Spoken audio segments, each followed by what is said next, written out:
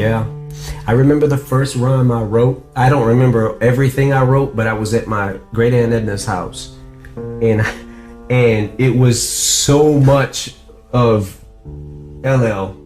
It was so much of a bad bite, you know, but I said, I'm sneaking up behind you, and before you can blink, I'll have 100 million rhymes, and like a ship you will sink.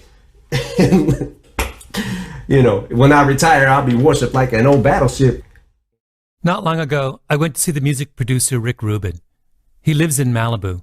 We'd never met before, but we've been talking for a couple months about doing a project together called Broken Record, which will be a place for us and for others to tell stories about music, all kinds. Where songs come from, how they're made, why they work. Rick lives in this strange minimalist house overlooking the ocean, and he has a room which is all white walls, white floor, with nothing in it except a white couch and its elaborate sound system. We'd only been talking half an hour, and he said, I want to play you a song. It was something he'd produced. It wasn't finished yet, but he played me the most recent version. He didn't say anything else. I listened, and it floored me. Well, this is the thing. When you start out in your career, you have a blank canvas. So you can paint anywhere that you want because the shit ain't been painted on yet. And then your second album comes out and you paint a little more and you paint a little more. By the time you get to your seventh and eighth album, you've already painted all over. There's nowhere else to paint. Understood. You know what I'm saying? So it's like, where do you go? And people are always expecting something different from you. I want him to talk about this. I want him to talk about that. I want him to just spit. I don't like when he just spits. He does too much rappity shit. I don't like when he self-lows. He does that shit too much. I don't like when he, you know, puts all them syllables together, but they don't mean anything. You start running out of, there's less places to go that you haven't already been. So that's kind of how I feel like all the time. The song is called Walk on Water. It was recorded at Shangri-La, which is just up the road from Rubin's house. Bob Dylan used to record there. In fact, one of Dylan's old tour buses has been converted into a studio. It's high up in a hill. Everything's white, of course, and wide open. The song is about that line, written from long ago, when I retire, I'll be worshipped like an old battleship, and how it didn't come true. My experience with him is everything is written during the process. I may play him a bunch of different ideas to see if there's one that sheds light on a direction to start from. Do you remember any of the music you played, the songs you guys were listening to when you were trying to get inspiration for this album? I remember I played him a Frank Zappa song that I thought had some... Oh, really? Which one? It's a really early one. I can't remember, but it was a protest song, and I thought the energy of this might be right for him. The song's chorus is this beautiful hook. I walk on water, but I ain't no Jesus. I walk on water, but only when it freezes. It was written by Skylar Grey.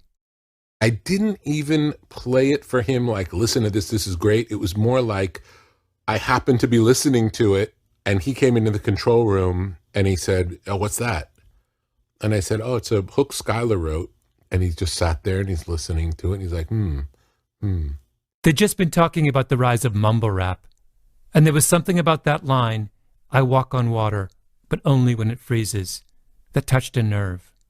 So for him, it's a little bit of a culture shock because there's a new wave of hip-hop that's not really what he's about. So he was just talking to me about how that felt. What did he say? I could see he was frustrated by it. He felt frustrated. Why? Because he's Eminem. His whole world is in his lyrics. He's fanatical to a point that I don't think I've ever seen before in anyone, just to his attention to detail. He has a perfect memory of everything about the music, and he gets inside of it and writes to whatever's good or bad about it. He wants the rhythm of the words to bounce off of the beat in a very particular way. My favorite moment in Rick's conversation with Eminem is when Rick starts talking about how it's different working with Eminem than other artists. With others, he'll fiddle with the music after he gets the vocals to make them work better together. But he can't do that with Eminem because, and this is the phrase he uses, Eminem writes to the beat as the beat is. And just that stray observation makes Eminem light up. And he launches into this big digression. Yeah. Yeah, it's so funny. You know, I've always, you know, I've been a student of hip hop and I've always studied rap. And one of the things I learned from Tupac was whenever he was like, I don't know how he just always knew the right words to say on the right chords. And it was almost like if he wanted to make this statement, I remember when he said, my broken down TV show cartoons in my living room. Hey, on Unconditional Love, a song he had. I was like, oh my God, he could have said that on the bar before it and it wouldn't have meant as much. But he said it right here where the chord got sad and the, you know, like I studied that so much and was like, oh my God, he was so genius at like doing that. It was like he never said the wrong thing on the wrong chord. Listen to Dear Mama. Every single thing, every single thought, every single word, every bar was like so in place where it should be. Just because of he was so smart about picking his beats and just, you know, he, like Tupac always said, feel me, and you have to feel him and not just hear him.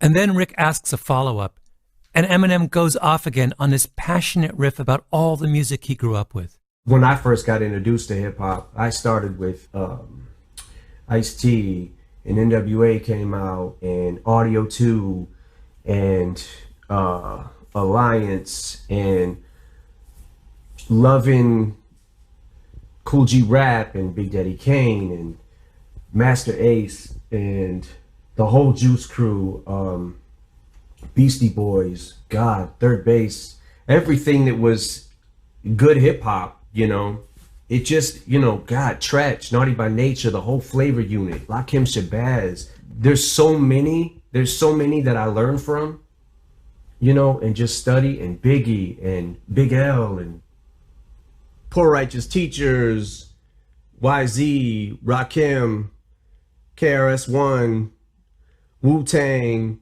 Leaders of the New School, Jay-Z, Nas, AZ. What were you like before hip hop? Public Enemy. I didn't say Public Enemy. I meant to say Public. What were you like before hip hop? Because I have a picture of you in my mind as Eminem the rapper for as long as I've known you. Oh man, I was such a nerdy kid. Who was Marshall?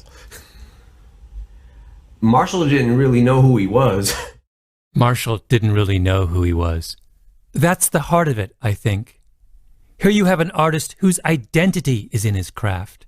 And now, suddenly, in some unconscious way, maybe he feels like the ground is slipping ever so slightly out from under his feet. That anxiety is the price of obsession. It's what happens when you care so much, when you've invested so much, and then you wake up one morning and you wonder if anyone cares. It's a very mortal song. I mean, like, you know, it's mortality. It's, you know, not being Superman. And what if I can't come up with the best shit I've ever wrote every single time, you know? Rick went to see Jay-Z. Beyonce was out of town and played him the song. He liked it, and she liked it, and he got her to sing the chorus.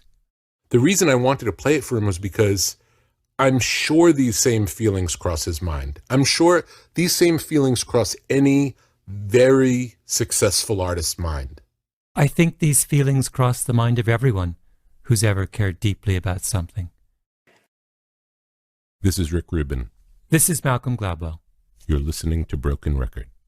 Awesome. Oh shit, I forgot Run DMC. Why did I forget Run DMC? There's too much. I can't. Anybody I forget, I always like, if I'm in an interview or something, I'll start thinking about it afterwards and be like, ah, fuck. Why didn't I say, you know, I don't know. I just wanted to say that. Run DMC, amazing. Rick Rubin, amazing. DJ Double R. Thank you, man.